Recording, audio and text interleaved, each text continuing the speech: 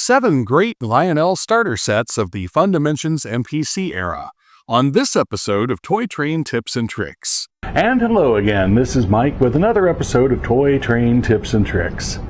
We in the toy train hobby hear a lot about the post-war sets that were all of the rage for the baby boomer generation as they were growing up.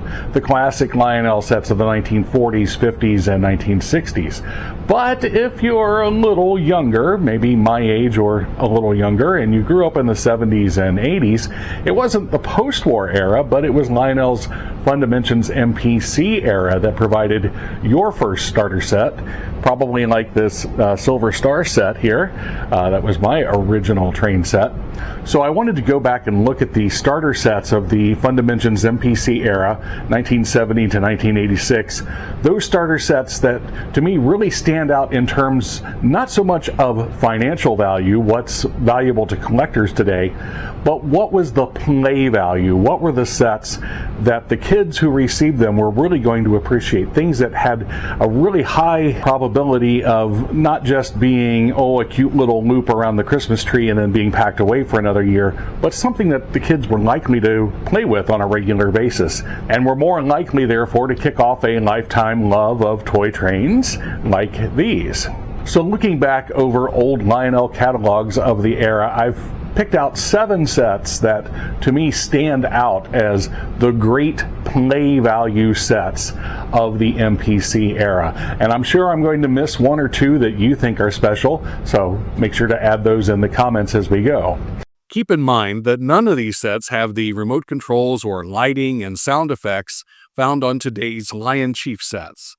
But if you're fine with conventional control, these are fun starter sets all the same. And by starter set, I mean sets that originally included track, transformer, and anything else necessary to get started in the world of Lionel trains.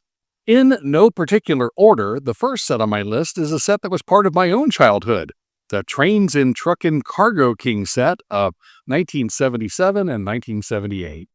Trucks and trucking culture were all the rage in the late 1970s, from a resurgence of country music artists on the pop charts, and even truck-specific songs like Convoy, to popular movies like Smokey and the Bandit, and no automobile was properly equipped without a CB radio.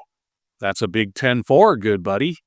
Lionel tapped into the trucking zeitgeist as well, creating 2 starter sets in the Trains and Truckin' series. And as the name suggests, these combined the fun of Lionel trains with trucks and the cargo that each could carry. In addition to the trains themselves and, of course, trucks, the sets included cranes, construction materials like girders, pallets, pipes, and even cardboard buildings to provide even more play value. Johnny Cash himself promoted the sets on TV commercials. Here they are in Lionel's brand new Trains and Truckin' sets for your kids. The cheaper of the 2 sets was the steel hauler, led by the DC-powered 4-wheel switcher with a single semi-truck, a single crane, and a smaller oval of track. But my set was the larger of the 2, the number 6-1761 Cargo King. This set was led by the AC-powered number 8770 EMD NW2 switcher, misidentified in the catalog as an SW1 for some reason.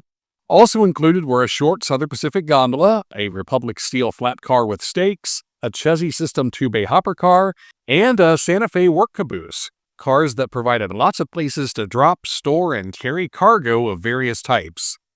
Also included were a pair of scale-sized semi-trucks, 2 fully functioning cranes to load and unload cargo, 3 large cardboard buildings, plus lots of I-beams, pallets, barrels, bricks, pipes, bags, and crates.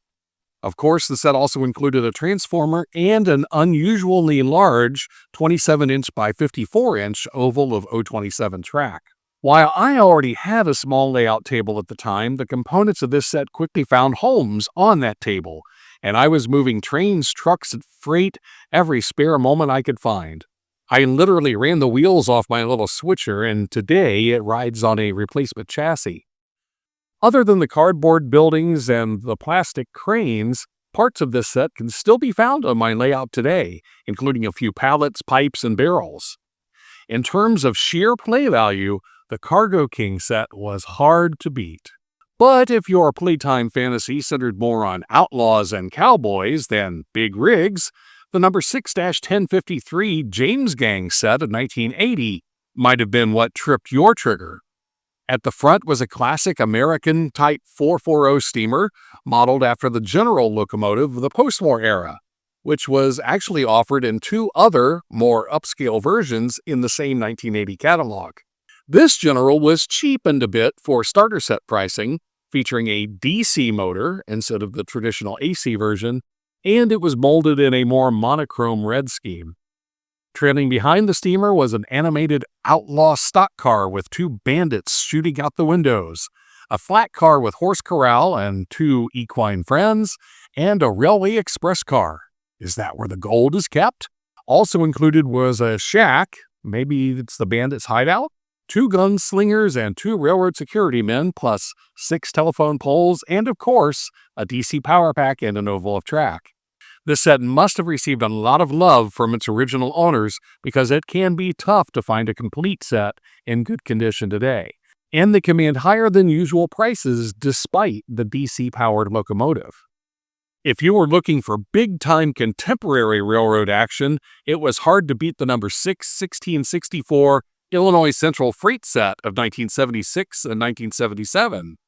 This set had it all.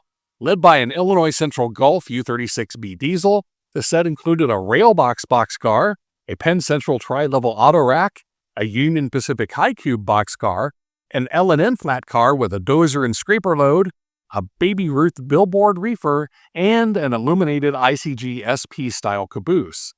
If that wasn't enough, the over and under figure 8 layout included the rather unusual number 6-2317 drawbridge, a cool accessory in its own right, plus a magnetic uncoupling track, a turnout, and a track bumper.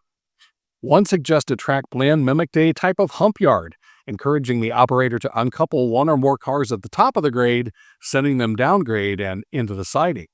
While there were no extra figures or vehicles, the drawbridge, the siding, and a scraper load provided lots of opportunities for railroad-themed play, and the models displayed names and colors that would have been familiar to any train-loving kid in 1977.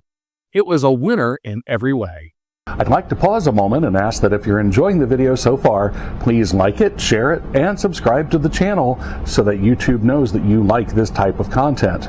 And you may even consider supporting the channel financially through a membership.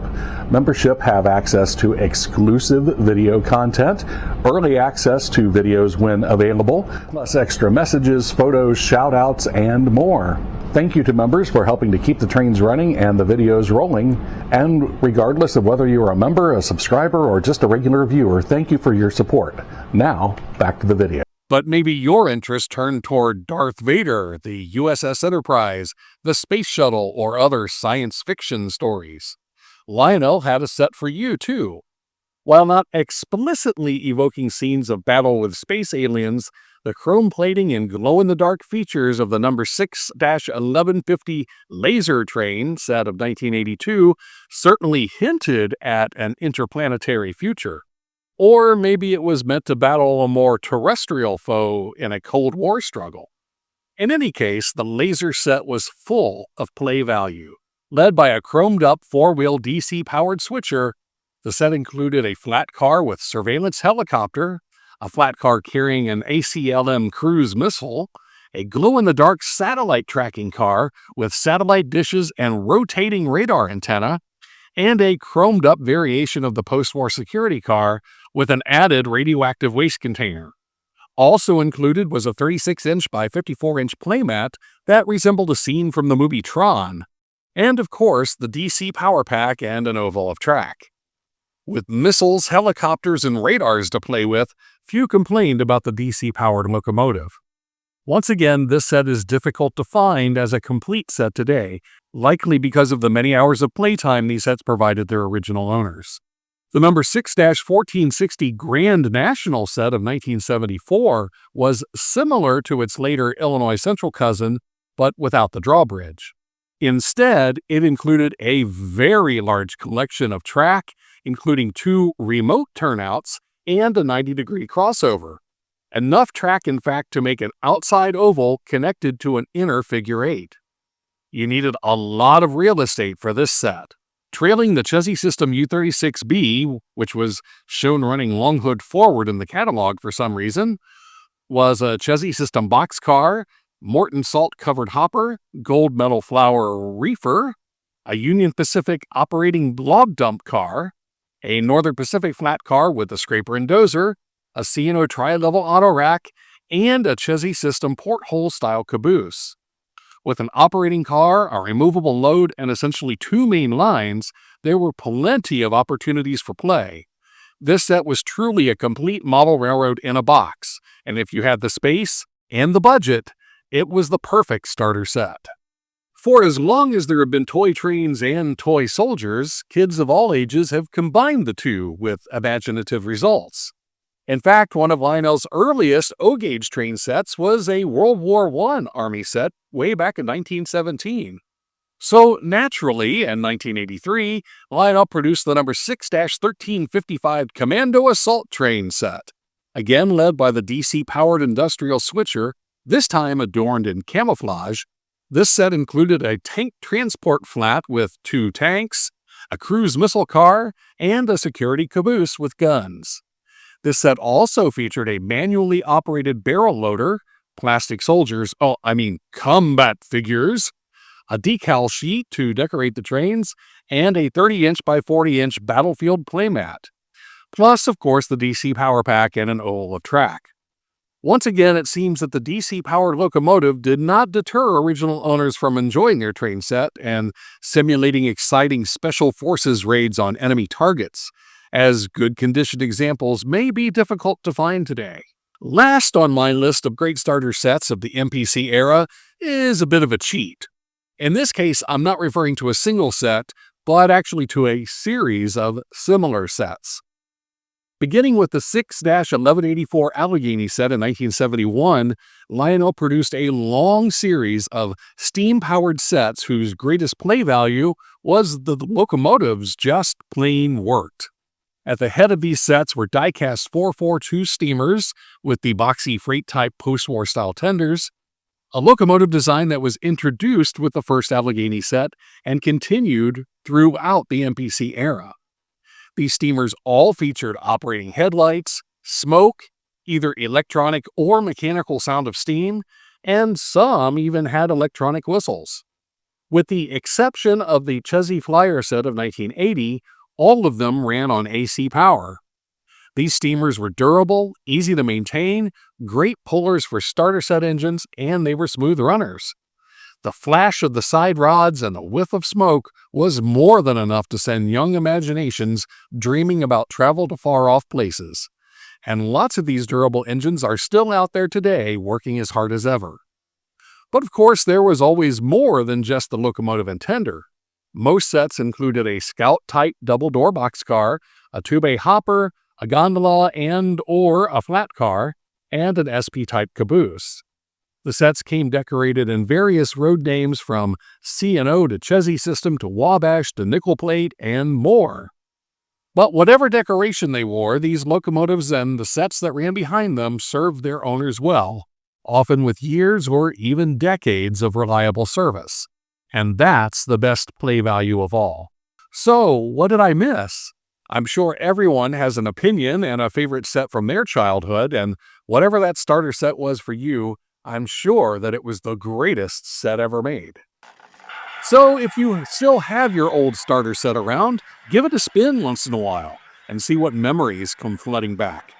Or track down a good example of your first set at a local shop or swap meet.